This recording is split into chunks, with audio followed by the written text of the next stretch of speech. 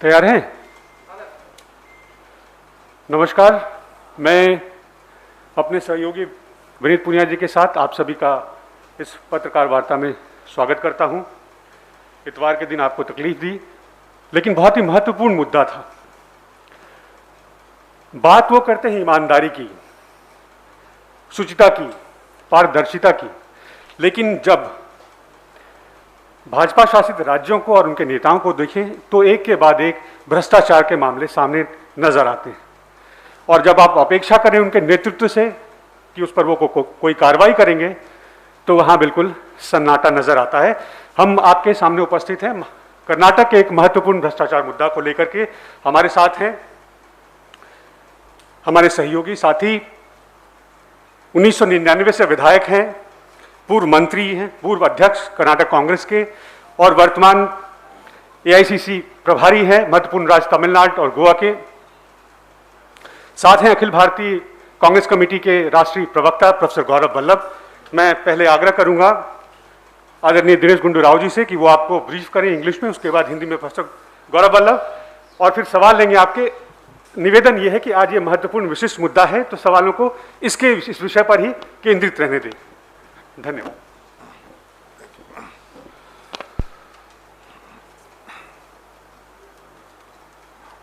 All the dear friends of the media, Shri Gaurav Vallabh ji and Pranav ji and Vinit Punia ji. Today, I have come over here to explain to you the monumental corruption that is taking place in Karnataka by the Honorable Chief Minister of Karnataka, by the members of the Chief Minister's family, and the brazen acts of taking bribes, taking money without any fear or without any shame. What we will be showing to you today is a few video clippings of a conversation between a very responsible person and a journalist. The Karnataka Pollution Control Board is a statutory organization. It's got independent powers. The chairman of the Pollution Control Board is a person who has statutory powers. And here we will be showing to you how this chairman, former chairman now, who was appointed by the Yediyurappa government in the month of December and who had to resign in 3 months in the month of March. He is giving a statement to the journalist of what all has occurred during this process of him becoming a chairman and him resigning. The Yediyurappa government and the Chief Minister himself, there have been so many exposures on him. Right from the time when the coalition government was being toppled, there were audio recordings which Mr. Yediyurappa admitted that it was his own voice, where he is trying to bribe the opposition party MLAs, offering huge sums of money, also speaking about how he can manage Supreme Court judges, how he can manage the speaker, and this is on record, on the audio tapes, and the Chief Minister had admitted that it is his own voice. There was another expose where monies were transferred directly to his accounts, his family members' accounts, through fictitious companies from Bengal. Money laundering was done. That is also caught on WhatsApp messages and audio messages. So this is a track record of Mr. Yediyurappa and his family. They are using this position to loot, to plunder the state, and this money is being rechannelized to fund their political ambitions, to fund the BJP, and also probably to fund the national leadership of the BJP. Otherwise, why will the national leadership of BJP keep quiet despite these stunning and blatant acts of corruption.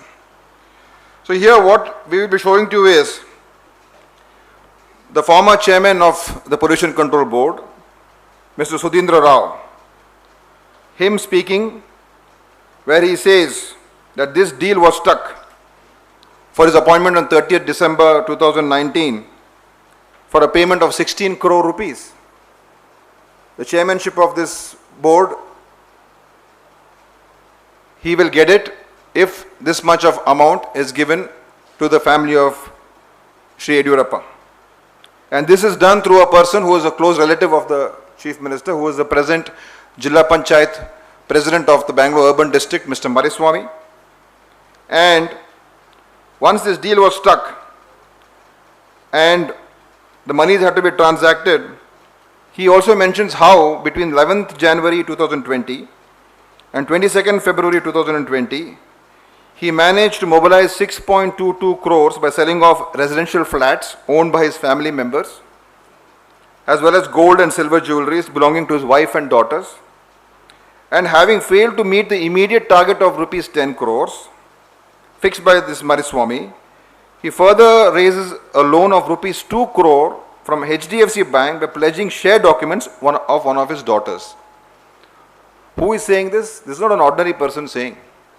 He is a former engineer who was appointed as the chairman of the Karnataka State Pollution Control Board, and this is not some era who is talking.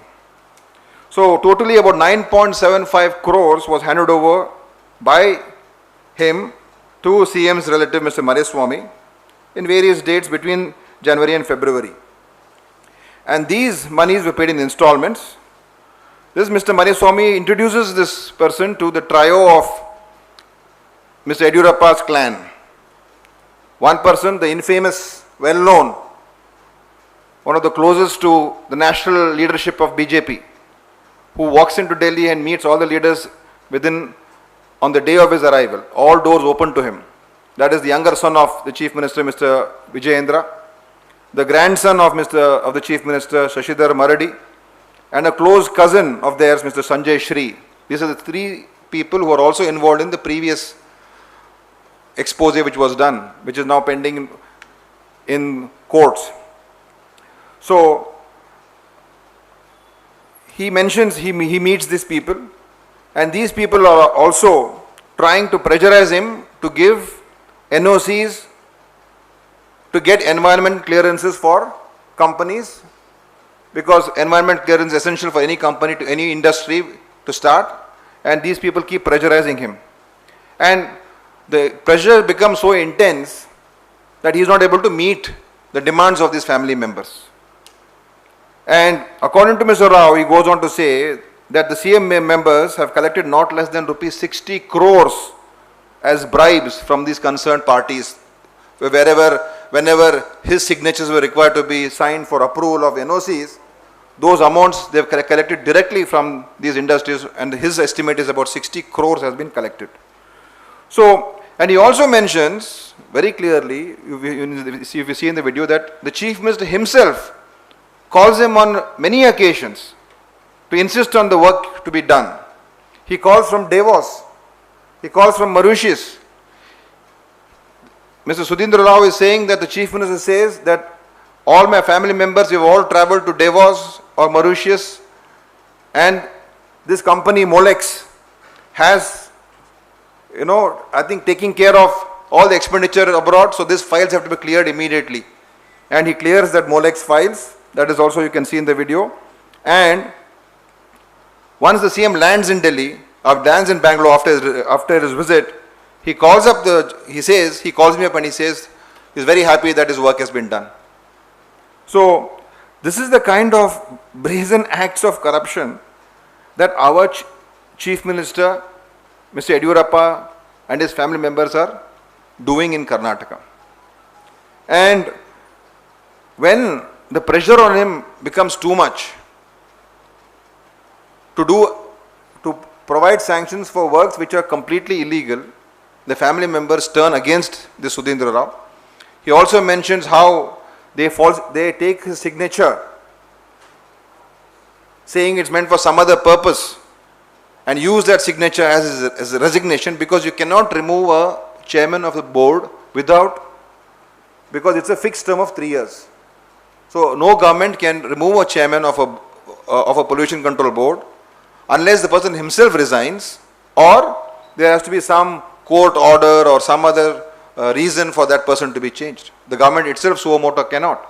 So they pressurize him, and then they falsify and they take a signature without him knowing what purpose it is meant for, and that signature is submitted. This is what he is saying. I am not making an allegation. This is the person himself, the former chairman now, himself saying, and he is relieved of his post on 2nd May 2020. So, and now this person has lost a lot of money. He has sold his properties, he has sold his jewelry, thinking I'm going to be there for 3 years. I also can make lots of money in the future. Because obviously when someone is paying 15 crores to become a chairman, he must be estimating that I can earn at least 10 times that amount in 3 years. But unfortunately, he is lost out on this. So he starts contacting these people to get his money back, but he is abused by them, by this Mariswamy. And then he meets the CM's son, Mr. Vijayendra, and says, the injustice has been done to me, repay me or settle this issue. So what he says is, I will give you an alternate government post, either chairman of the BWSSB or MSIL, and he asks for another additional 5 crores. Look at the cheekiness of our Chief Minister's son. Not only is he saying, fine, I will settle this issue somehow, I will give you another chairmanship of a good board, but give me another 5 crore rupees for that. So I think this person has left high and dry with nothing in his hand, and he has been cheated, he has been defrauded, and he mentions all this in this conversation. So what does this mean? It means this government in Karnataka indulges in corruption without any fear. This environmental corruption that has taken place, in the name of giving environment clearances, money is being looted. So there is a monumental environmental corruption happening in Karnataka. And this deal of 16 crores reflects the administration of the state. Not just this, every position in Karnataka, every transfer in Karnataka, every posting in Karnataka is handled by the Chief Minister and his son and his family members, and they are looting the state. So you can see the visuals, the video. It's all very brief. It's a more than 2-hour video, but we've just taken excerpts of 2 minutes, 1 minute, 1 minute. So I think 4 minutes, everything will be completed.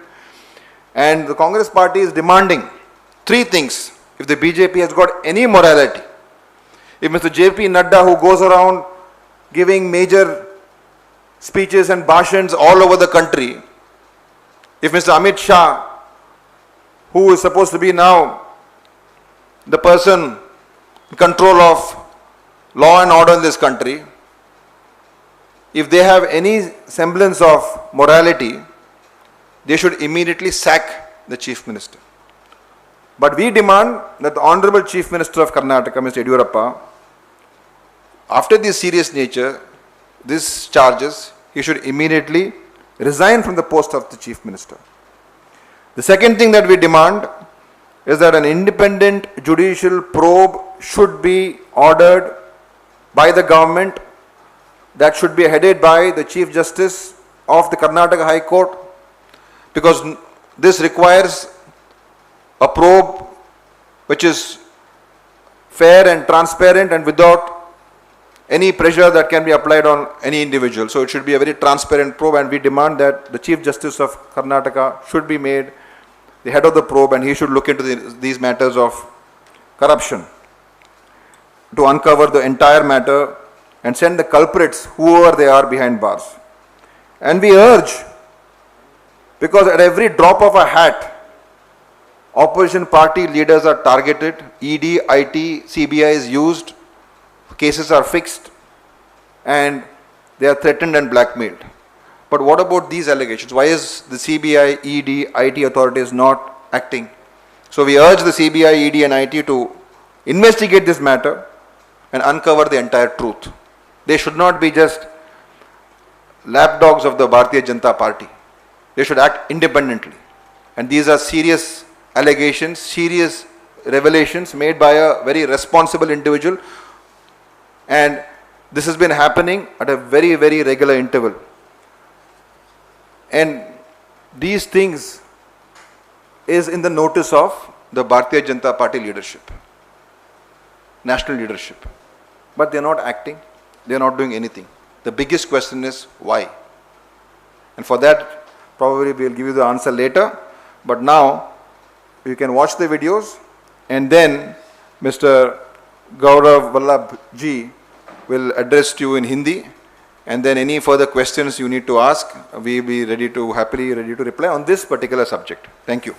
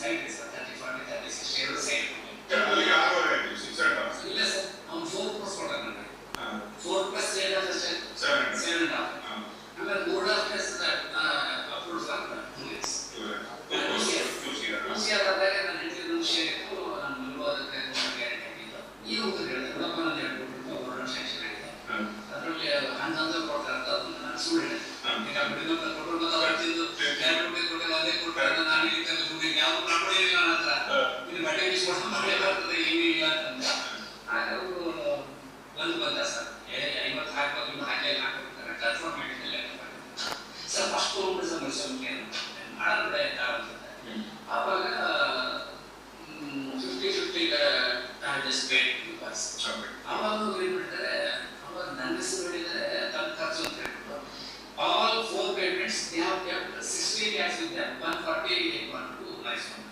Next, 9 crore 75 lakhs is reached to Vintage, Viji and DCC. ಎಲ್ಲ ಇದೆ sir. ಈ ಕೂಗರೆ ನನಗೆ ಏನು ಮಾಡಿದ್ದಾರೆ, ವಿಜಯಪುರಿಗೆ ಮೈಸೂರಿಗೆ ನನಗೆ ಪ್ರೆಸ್ಗೆ ತಂದು ಮಾಡಿ ನಂತರ ನಿಮ್ಮ ದುಡ್ಡು ಮೈಸೂರಿಗೆ ರೀಚ್ ಆಯಿತು, ವಿಜಯೇಂದ್ರಕ್ಕೆ ರೀಚ್ ಆಯಿತು ಸರ್. ವಿಜಯೇಂದ್ರಗೆ ರೀಚ್ ಆಗಿದ್ದು ಕಾಪಿಯವರು ಕರ್ಕೊಂಡು ಅವನು ಈಗ ಬ್ಯಾಕ್ ಈಗ ಇಬ್ಬರಿಗೆ ಮೈಸೂರಿಗೆ ಏನಾಗಿದೆ, ಇವರು ವಿಜಯೇಂದ್ರಕ್ಕೆ 975 ವಿಜಯೇಂದ್ರಗೆ 2 ವಿಜಯೇಂದ್ರಗೆ ಏನು ಹೋಗಿದೆ ಮೈಸೂರಿಗೆ ತಗೊಂಡಿದ್ದು ಯಾರಿಗೆ ಕೊಡಬೇಕಂತ ವಿಜಯೇಂದ್ರಗೆ ಸೇಮ್ ಕನ್ಫರ್ಮೇಷನ್ ಪ್ರಾಬ್ಲಮ್ ಏನು ಸರ್. ಮೈಸೂರಿಗೆ he is a banker, he is a booker.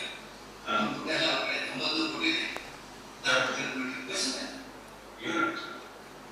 9,000 ಕೊಟ್ಟಿದೆ ಸರ್. ಒಂದು ಏನು ಡೀಲ್ ಮಾಡ್ತಾರೆ, ಪೂರೇ ಜಮೀನು ಕೊಡೋದು ಈಗ ನೋಡಿ ಸರ್. ಈಗ ಇಂಟೆಲಿಜೆನ್ಸ್ ಇಸ್ ಯೂಸ್ಡ್ ಬೈ ಇದನ್ನೆಲ್ಲ ನಾವು ಮಾಡಿದ್ರೆ sir.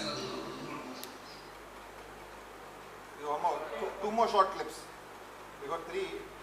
Green sheet is only for board purpose. Green sheet na same ಮಾಡಿದ್ದೀನಿ. ನಾನು ಪ್ಲೇನ್ sheet actually ರಾಜೀನಾಮೆ ಹೇಗಿಲ್ಲ ಸರ್. ಯಾಕೆ ಇಷ್ಟು ಆಗ್ತದೆ ನಮಗೆ ಸೆಂಟಿಮೆಂಟ್ ಅದು ನಿಮಗೆ ಡಿಸೈನ್ ಮಾಡ್ಬೋದು. ಓ ನೀವು ರಾಜೀನಾಮೆ ಕೊಟ್ಟಾಗ ಬಿಡುತ್ತಾ ಅದು ಬ್ಲಾಕ್ ಶೀಟ್ ಅಲ್ಲಿ ಅಫಿಡವಿಟ್ ಬಿಎ ಹಾಕಿ ಸರ್. ಅಫಿಡವಿಟ್ ಪೇಪರ್ ಸರ್ ಅಂತ ಬ್ಲಾಕ್ ಶೀಟ್ ತೆಗೆದುಕೊಂಡ. Green sheet can be used for commercial purpose. It is only for court purpose. ಅದನ್ನು ತಗೊಂಡು ಅದನ್ನು ರೆಜಿಸ್ಟರ್ ಮಾಡಿ ಅದು ಸೆಟ್ ಮಾಡಿ ರಾಜೀನಾಮೆ ಮಾಡಿದ್ದಾರೆ. ಮಾಡಿ ಕೋರ್ಟ್ ನೀವು ರಾಜೀನಾಮೆ ಕೊಟ್ಟಿದ್ದೀರಾ? ಇಲ್ಲ ಸರ್, ನಾನು ಕೊಟ್ಟಿಲ್ಲ ಸರ್. Everything fabricated. ಅಲ್ಲಿ ಬದುವರ ಮುಖಂಡ ಯಾಕೆ ಮಾಡಿಸಿದ್ದಾರೆ ಎಲ್ಲ ಗೊತ್ತಾಗಿದೆ. ನಾನು ಪೊಲೀಸ್ ಇಂಟೆಲಿಜೆನ್ಸ್ ಮಾಡಿಲ್ಲ ಅಂತ ಹೇಳಿ ನಿಜ. ಯಾರು ಪ್ಲೇ ಮಾಡಿದ್ದಾರೆ, ಯಾರು ಕಂಪ್ಯೂಟರ್ ಮಾಡಿದ್ದಾರೆ, ಫೋಟೋ ಇದೆ ನನ್ನ ಹತ್ರ. I very clever. Oh my god. ನಾನೇ ವಯಸ್ಸು ಕಳೆದಿದೆ ನನ್ನ ಹತ್ರ. One more short. ಮೊಲೆಕ್ಸ್ ಅಂತ ಹಾಕಿದಲ್ಲ ಸರ್. ಮೊಲೆಕ್ಸ್ 600 ಕೋಟಿ ರೂಪಾಯಿ ಕಲೆಕ್ಟ್ ಇದೆ ಸರ್. ಇದು ಎರಡು ಫೈಲ್ ಯಾರು ತಗೊಂಡಿದ್ದು? ವಿಜಯನಗರ ಸೇಮ್ ಪಾಯಿಂಟ್ 10 ಟೈಮ್ಸ್ ಇದೆ ಸರ್. ದಾವಸ್ ಫೋನ್ ಮಾಡ್ತಾರೆ ಸರ್. ಯಾವುದು ಮೊಲೆಕ್ಸ್? ಇದು ಮೊಲೆಕ್ಸ್ ಸಿಂಗನೇ ಸಾಕಲ್ಲ. ಅದೇ ಹೇಳ್ತಿದ್ದೀನಿ ನಿಮಗೆ. ನಾನು ಲೈವ್ ಮಾಡೋದಿದ್ದೀನಿ. ಅದರ ಮೇಲೆ ನನ್ನ ಸೈನ್ ಇದೆ, ಬೇರೆ ಯಾರು ಸೈನ್ ಇಲ್ಲ. ನಾನು ಮಾಡಿದ ಪ್ರೊಫೈಲ್ ಇದೆ ನಿಮಗೆ. 100% ಮತ್ತೆ ಇನ್ನೇನು ಬೇಕು ಸರ್? ಅಲ್ಲೇ ಬಿಡೋದಾರೆ, ಎಷ್ಟು ಕೋಟಿ ಬಿಡೋದಾರೆ ಯಾರಿಗೆ ಗೊತ್ತು? ಸಿಎಂ ರೋಡ್ ವೆರಿ ಕ್ಲಿಯರ್ ಇದೆ ಅಂತ ನಮ್ಮ ದಾವಸ್ ಖರ್ಚೆಲ್ಲ ಅವ್ರು ಮಾಡ್ಕೊತಾರಪ್ಪ. ನಾವು 105 ಜನ ಬಂದಿದ್ದೀವಿ ಇಲ್ಲಿ, ನಮ್ಮ ಮೊಲೆಕ್ಸ್ ಕ್ಲಿಯರ್ ಮಾಡೋ ಅಂತ ಸಿಎಂ ಕ್ಲಿಯರ್ಲಿ ಕೊಡು. ದಾವಸ್ ಅಂದ್ರೆ ಯಾವುದು ಬರ್ತಾ ಇಲ್ಲ. ದಾವಸ್ ಹೋಗಿದ್ದಲ್ಲ ಸರ್, ಫಾರಿನ್ ಟೂರ್ ಹೋಗಿದ್ದಲ್ಲ. ಮಾರಿಷಸ್ ನಾನು ಮಾತಾಡ್ತೀನಿ ಬೆಳಿಗ್ಗೆ ಸರ್ ಸರ್ ಹೇಳಿ ಸರ್ ಅದನ್ನ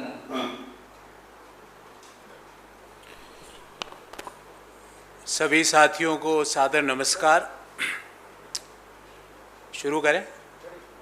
इस सभी साथियों को सादर नमस्कार।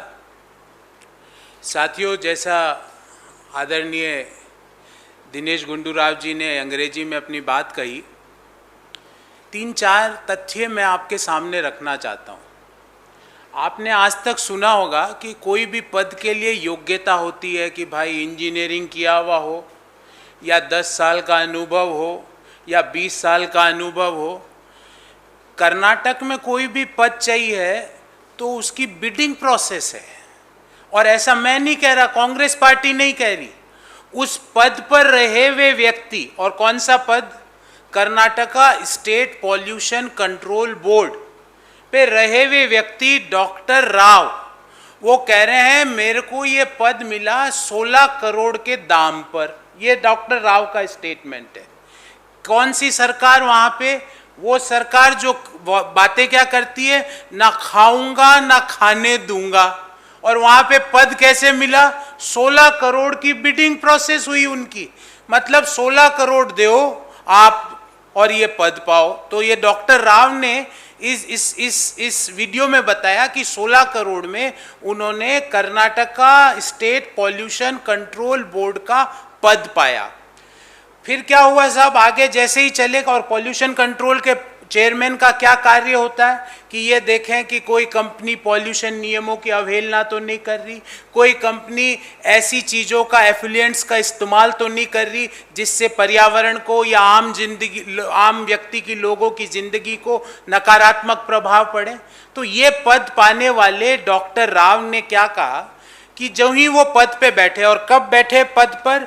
30 दिसंबर 2019 को, मतलब जब दुनिया में कोरोना आ चुका था और भारत में आने वाला था। और जब भारत कोरोना से लड़ रहा था, जब कर्नाटका में क्या हो रहा था वो मैं आगे बताता हूं आपको। तो जब वो पद पे बैठे तो उनको इमीडिएटली इस पद के लिए जो येदुरप्पा जी के रिश्तेदार हैं, उनका शुभ नाम है श्रीमान मरीस्वामी जी। मरीस्वामी जी जो प्रेसिडेंट है जिला पंचायत के बेंगलोर अर्बन डिस्ट्रिक्ट के, उन्होंने डॉक्टर राव को बोला कि मुझे अब तत्काल प्रभाव से आप दे दीजिए 10 करोड़ रुपए।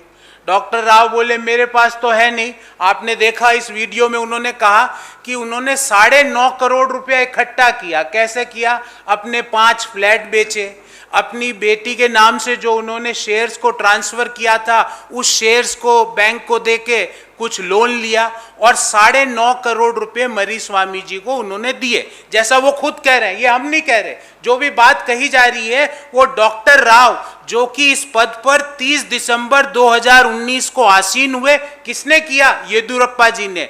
वो कह रहे हैं 16 करोड़ में मेरी इस पद की डील फिक्स हुई। मैंने 10 करोड़ की जब मुझसे पहली मांग की गई तो मैंने जैसे तैसे अपने फ्लैट बेच बुचा के 9.5 करोड़ रुपए दिए। 9.5 करोड़ रुपए देने के बाद उनको त्रिमूर्ति, कर्नाटक में त्रिमूर्ति है, एक 3 जनों का एक ग्रुप है। वो ग्रुप में कौन कौन है? येदुरप्पा जी के सुपुत्र, सु है कि नहीं है वो जाने, पर हम तो उनको सु ही बोलेंगे, श्रीमान विजेंद्र जी।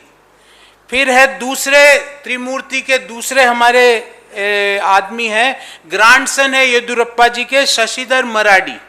और तीसरे हैं ग्रांड नेफ्यू जिनका नाम है संजय श्री। ये मैं नहीं कह रहा, डॉक्टर राव बोल रहे हैं। इन त्रिमूर्ति से उनको मिलाया जाता है डॉक्टर राव को 9.5 करोड़ रुपए देने के बाद। और डॉक्टर राव को इन त्रिमूर्ति द्वारा कहा जाता है कि ये इन कंपनियों का एनवायरमेंटल क्लियरेंस कर दो।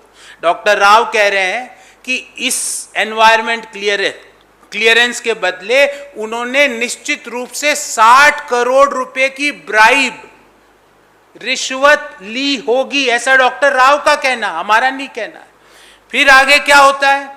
ये येदियुरप्पा जी जाते हैं दावोस। क्यों जाते हैं साहब दावोस में? कर्नाटका के विकास के लिए किस तरह आगे बढ़ाया जाए, कर्नाटक को वापस सॉफ्टवेयर सेक्टर का दुनिया में अग्रणी राज्य कैसे बनाया जाए।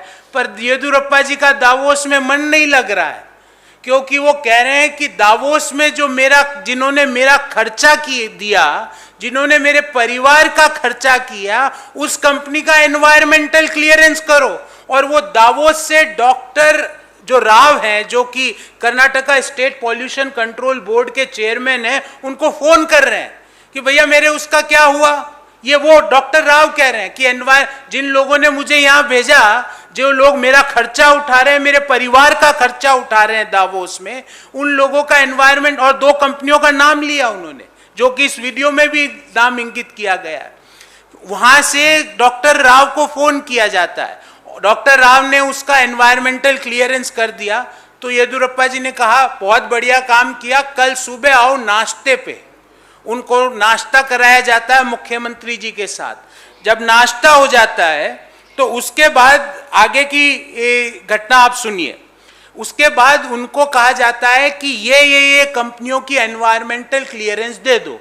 डॉक्टर राव बोले इन कंपनियों की तो एनवायरमेंट क्लियरेंस नहीं हो सकती, ग्रॉस वायलेशन है, इससे पर्यावरण खत्म हो जाएगा, कर्नाटक के आम लोगों की जिंदगी पे भयंकर नकारात्मक प्रभाव पड़ेगा।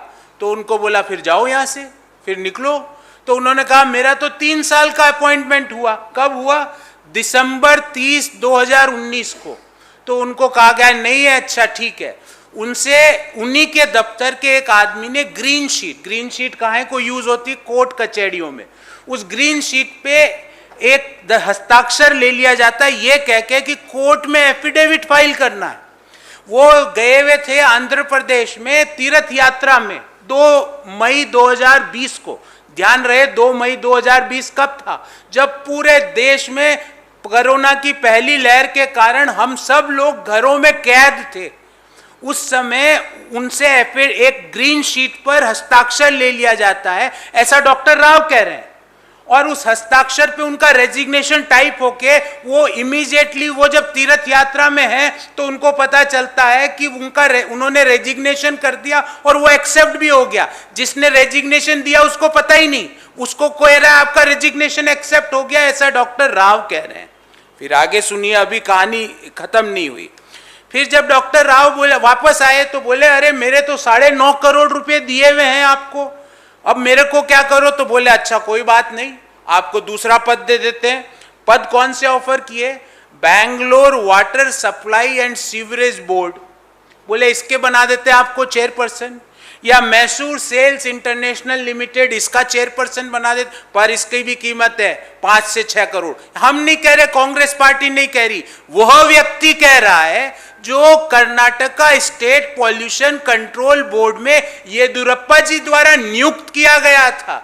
वह व्यक्ति कह रहा है कि उसका जो रेजिग्नेशन है वो गलत है, वो फेक है। वह व्यक्ति कह रहा है कि मैंने ये 16 करोड़ में पद लिया था, 9.5 करोड़ मैंने अपने परिवार की संपत्तियां बेच के येदियुरप्पा जी के जो मरीस्वामी जी जो उनके रिश्तेदार हैं उनको पैसा भी दे दिया, और उनको बाकायदा उसकी रिसीट मिली है, उसकी रिसीट भी है वहां पे, बिल्कुल पक्का काम है।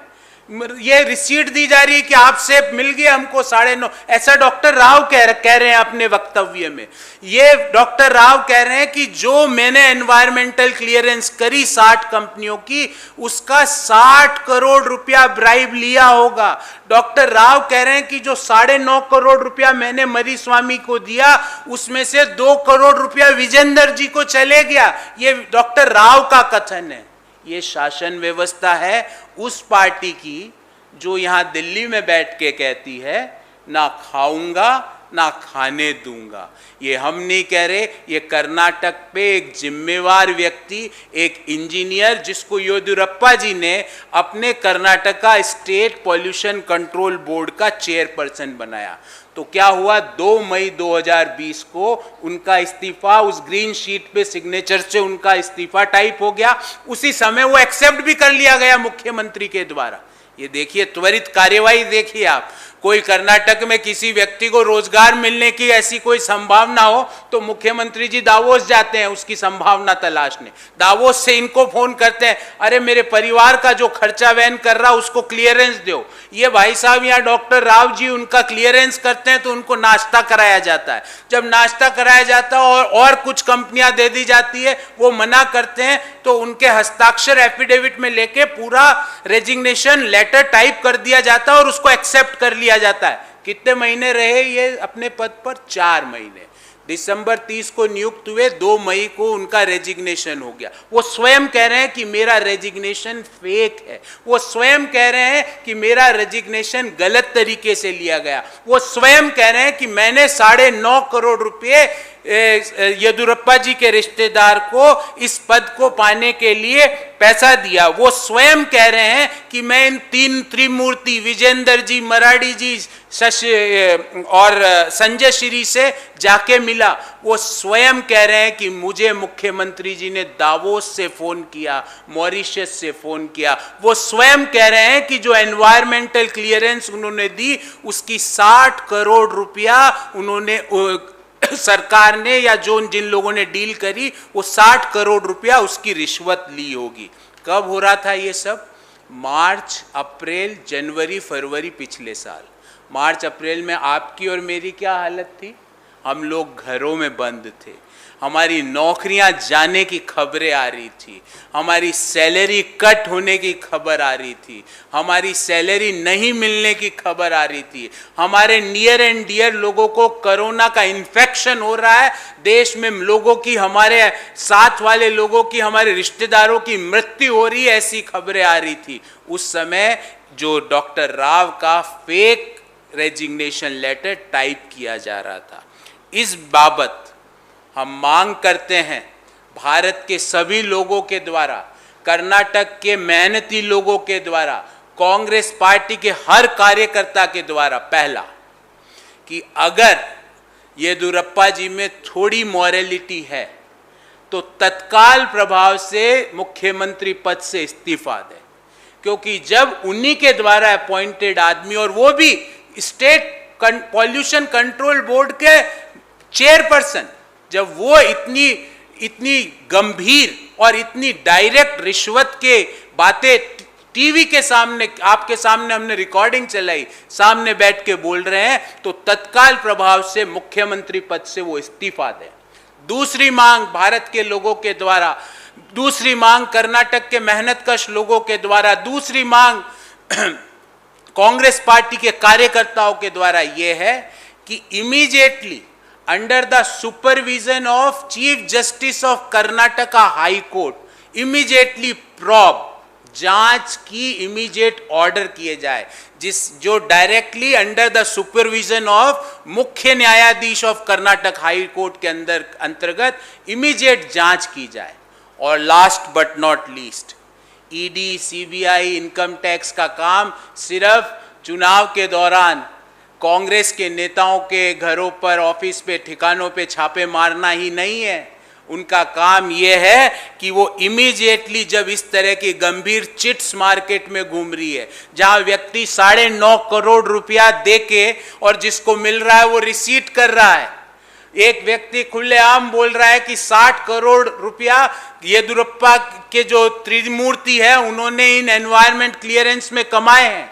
एक व्यक्ति साफ बोल रहा है कि जो मैंने 9.5 करोड़ रुपए दिए जो येदुरप्पा जी के रिश्तेदार को, जिनका नाम है श्री मरी स्वामी, उनमें से 2 करोड़ येदुरप्पा जी के पुत्र को गए। जो व्यक्ति साफ बोल रहा है कि मेरे ऊपर दबाव डाला गया मुख्यमंत्री स्वयं के द्वारा, फोन करके दावोस से, कि जिन व्यक्तियों ने, जिन कंपनियों ने मेरे दावोस और मेरे मॉरिशस का, मेरे परिवार का खर्चा उठाया है, उनको एनवायरमेंट क्लियरेंस दी जाए। तो क्या इनकम टैक्स, ईडी, सीबीआई चुप क्यों है?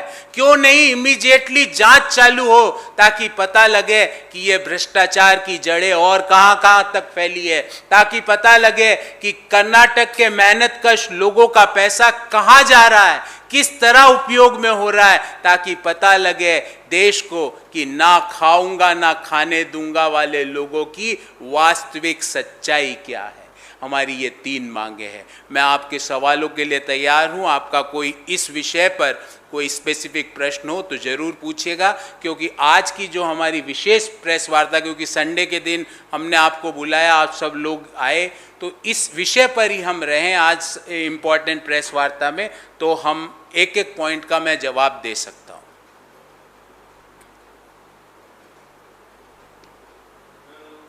मांग तो आप लोगों ने कर दी और लगातार कर्नाटक के मुख्यमंत्री को लेकर पहले भी आप लोग मांग करते रहे, कोई कार्रवाई नहीं हुई। अब आगे क्या उम्मीद है कि कोई कार्रवाई होगी? और दूसरा मेरा सवाल है कि प्रदूषण बोर्ड के जो चेयरमैन बने हैं, जिन्होंने कुछ डील भी किया पैसे देकर, उनके खिलाफ भी कोई कार्रवाई की मांग करेंगे? मैं देखो, नियमों के हिसाब से हर व्यक्ति जो कि भ्रष्टाचार में लिप्त है उसके खिलाफ न्यायिक कार्रवाई होनी चाहिए। इस पटल से हम बिल्कुल क्लियर है। और हम जो आपको वीडियो दिखा रहे हैं वो पॉल्यूशन कंट्रोल बोर्ड के हवाले से सारी चीजें बोल रहे हैं, ये कांग्रेस पार्टी नहीं बोल रही। वीडियो में वो साफ दिख रहे हैं बोलते हुए। तो भ्रष्टाचार में जो लिप्त लोग हैं उनके खिलाफ न्यायिक कार्रवाई, जो भारतीय व्यवस्था है, जो हमारी कानूनी व्यवस्था है, उसके तहत कार्रवाई कड़ी से कड़ी होनी चाहिए। आप मांग बोल रहे हैं, हम कह रहे हैं कड़ी से कड़ी कार्रवाई होनी चाहिए। आपने कहा कि भाई आपने पहले भी मांग करी थी येदियुरप्पा जी के खिलाफ, बिल्कुल की थी, पर आज जो घटना और जो वीडियो हमने आपके सामने रखा है, उस वीडियो से ज़्यादा बड़ी चीज हिंदुस्तान में नहीं हो सकती। डायरेक्ट भ्रष्टाचार का लिंक एक प्रदेश, और वो प्रदेश जो भारत का one of the growth engine है, उस प्रदेश के मुख्यमंत्री के घर के द्वार पर वो भ्रष्टाचार का लिंक जाके रुक रहा है। उस व्यक्ति के रिश्तेदार जिनका नाम है मरीस्वामी, वो 9.5 करोड़ रुपए ले रहा है, ऐसा डॉक्टर राव ने अपने वीडियो में भी कहा। उन व्यक्ति के सुपुत्र, उनके ग्रैंडसन शशिधर मराडी, उनके सुपुत्र विजेंद्र, उनके ग्रैंड नेफ्यू संजय श्री, वो भ्रष्टाचार में लिप्त है, ऐसा डॉक्टर राव कह रहे हैं। और स्वयं मुख्यमंत्री, इससे ज्यादा डायरेक्ट करप्शन का स्ट्रेट केस हिंदुस्तान में कभी नहीं हो सकता, जिसमें एक पॉल्यूशन कंट्रोल बोर्ड में का चेयरमैन रहा हुआ व्यक्ति स्वयं कहते हैं कि मुख्यमंत्री मुझे फोन करके बोल रहे हैं दावोस से कि इस कंपनी को एनओसी दीजिए एनवायरमेंट की, क्योंकि इस कंपनी ने मेरे और मेरे परिवार का दावोस और मॉरिशस का खर्चा उठाया है। इससे ज्यादा straight and direct, this is a straight and direct case of corruption, and in this straight and direct case of corruption, who is involved? Maraiswamy, who himself is a relative of CM B.S. Yediyurappa. Who is involved? The son of CM Vijendra. Who is involved? The grandson of CM Shashidhar Maradi. Who is involved? The grandnephew of CM B.S. Yediyurappa, Sanjay Shri. And who is involved? The CM himself. This is as per the statements, as per the videos which we had shown you, as per the statements which we are seeing from the perspective of Shri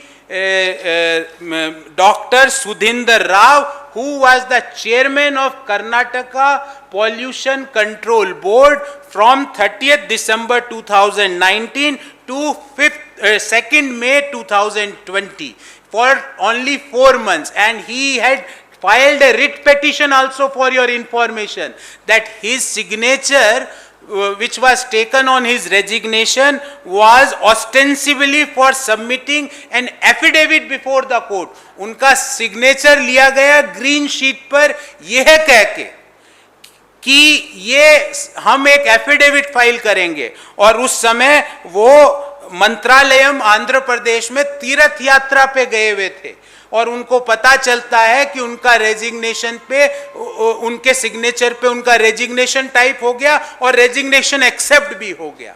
तो this is a straight case where CM himself, the son of chief minister, the grandson of chief minister, the grandnephew of chief minister, the relative of chief minister is directly involved, as per the statement of Dr. Rao, who was the chairman of the Karnataka State Pollution Control Board from 30th December 2019 to 2nd of May 2020.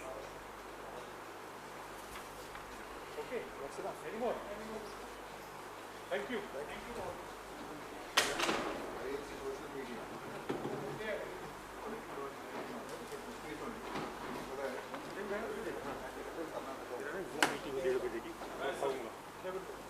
क्या हाल है?